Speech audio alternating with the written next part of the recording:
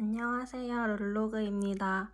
저는 오늘 간호학과 편입에 대해서 얘기하려고 하는데요. 일단 학교에 대해서 얘기를 드리자면 학교는 서울 아니면 지방, 일반대 아니면 전문대로 나눌 수 있는데요. 저는 지방의 일반대를 갔습니다. 그래서 제가 서울은 아니기 때문에 정확하게 답은 못 드릴 것 같아요.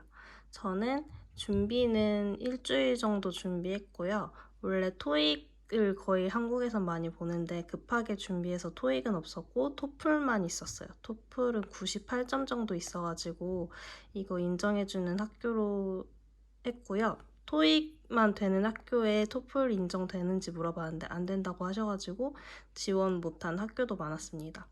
저는 전문대도 써서 붙었긴 한데 그래도 일반대를 가는 게 낫지 않을까 해서 일반대를 왔는데 지금 돌아보면은 전문대를 안 간 게 훨씬 잘한 것 같다고 생각이 들어요. 왜냐면 일반대도 잘 알아야 되는 게 저는 자대의 유무가 중요한지는 잘 몰랐는데 저는 자대가 있는 학교를 들어왔거든요. 근데 자대가 있는 학교랑 없는 학교랑 다른 게 자대가 없으면 방학 때 실습을 계속 다녀야 돼요. 그러면 저한테는 방학이 없는 거잖아요. 그래서 저는 지방 일반대에 자대가 있는 학교를 들어가서 방학 때는 실습을 하지 않고 다닐 수 있었습니다. 그리고 제가 봤던 학교는 토플을 인정해줬고 다음 전적대 성적도 보시고 면접도 보셨는데 면접은 인성 위주로 봤어요. 근데 직무 위주로 보시는 학교도 있었고 저는 직무 위주로 보는 데는 예비번호 받고 끝났어요.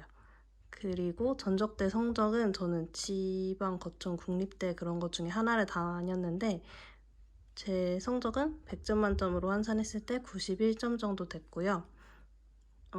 제가 보니까 토익은 900점대가 돼야 조금 안정적이라고 할 수 있는 것 같아요. 그리고 수업은 첫 1년은 1, 2학년 거를 들어요. 그래서 기초, 인체 신비막 이런 거 있잖아요. 그런 수업들을 주로 듣고, 근데 간호학과는 제가 그동안에 전공이 복수 전공까지 2개였는데 기존에 들었던 수업과는 달라요. 정말 고등학교 같은 느낌이고 모든 문제가 거의 객관식 그리고 주관식 단답형이라서 공부를 진짜 많이 해야 돼요. 교수님들께서도 제가 전문대랑 같이 실습을 한 적이 있었는데 그때도 그 전문대에는 만학도들이 많대요. 그래서 그분들이랑 친해져서 들은 얘기가 전문대를 다니면 거의 퍼시픽이나 간호학과 문제집 같은 거 있거든요. 국시 문제집. 그런 데서 똑같이 내는데 저희 학교는 전혀 아니에요. 저희 학교는 완전 교수님들이 문제를 창조해서 내기 때문에 오히려 누구나 다 알만한 그런 내용들은 안 내고 정말 못 봤을 법한 데서 문제를 내서 변별력을 조금 가리시는 것 같아요. 그래서 전문대를 가면 국시 문제집을 사서 공부하시는 게 성적을 잘 받을 수 있는 길인 것 같은데 저희 학교는 정말 책을 많이 봤었어야 됐어요. 그리고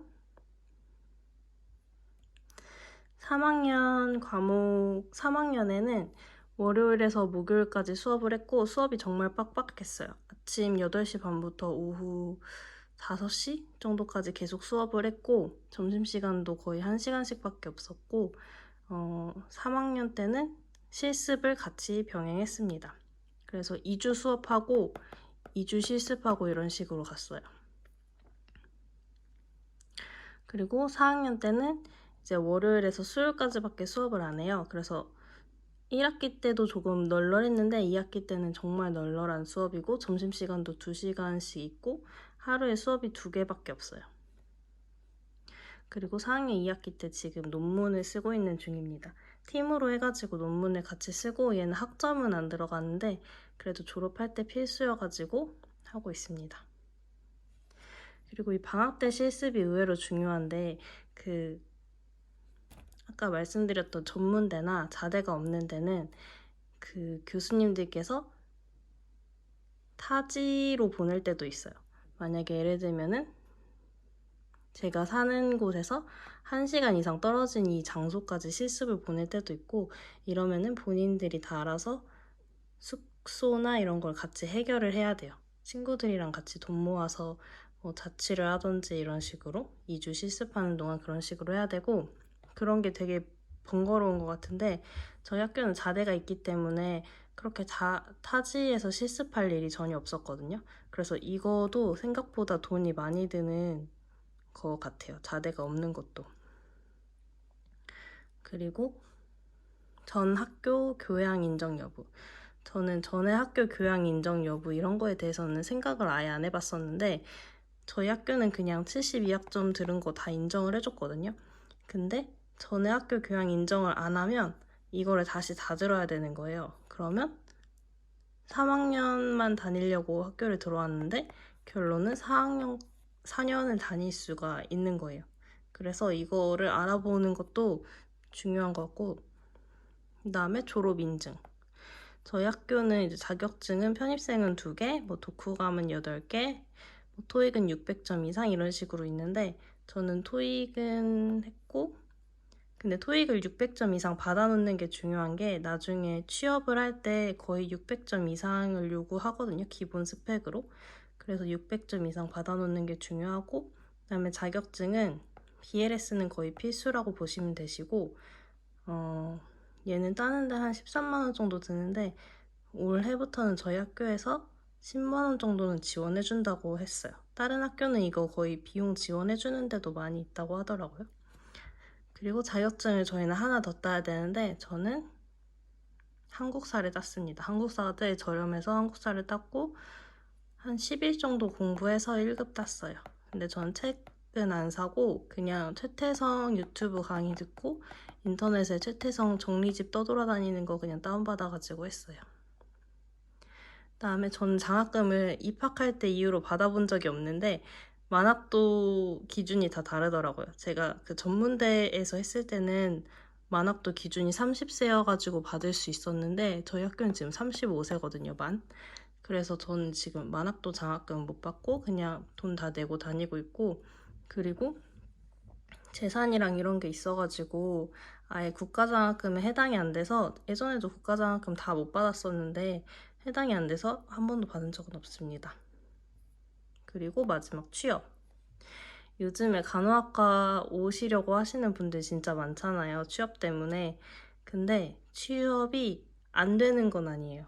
근데 맘처럼 쉽지도 않고, 그리고 20대랑 경쟁해야 되는 거를 인정을 해야 된다라는 게 중요한 것 같아요. 코로나 때 뭐 작년이나 재작년까지 졸업했던 사람들은 그래도 수월하게 취업을 했던 편이라고 생각을 하거든요. 근데 올해부터는 서울에서도 뽑는 인원이 진짜 적어졌고, 그래서 지방에 있는 괜찮은 대학병원들에서 오히려 사람들이 안 나가고 있기 때문에 취업 시장이 진짜 빡세졌어요. 그리고 또 30대 이상이면 어쩔 수 없이 취업의 벽이 있습니다. 그 30대를 안 뽑고 싶어 하는 병원들이 은근히 많거든요. 큰 병원에서는. 나이가 너무 많으면 조금 그러니까. 그래서 이런 것도 고려하셔야 돼요. 저는 한 번도 뭐 나이가 많아 보이시는데 아니면 나이가 많은데 어떻게 할 거냐 이런 질문을 받아본 적은 없었는데 제가 학교에 같이 다니는 애들 중에 면접 봤을 때 나이가 많은 사람이 오면 이런 질문들을 꼭 했다고 하더라고요. 나이가 많은데 어떻게 적응할 건지 뭐 이런 안 좋은 눈빛으로 보는 게 많았대요. 그리고 만약에 나이가 걱정되는데 3, 4병원을 원한다 하면은 최대한 블라인드를 도전하는 거를 추천드립니다. 제 주변에도 30대인데 블라인드로 해서 합격한 사람이 있어요. 그러면 오늘은 영상을 여기까지만 찍도록 하겠습니다. 감사합니다.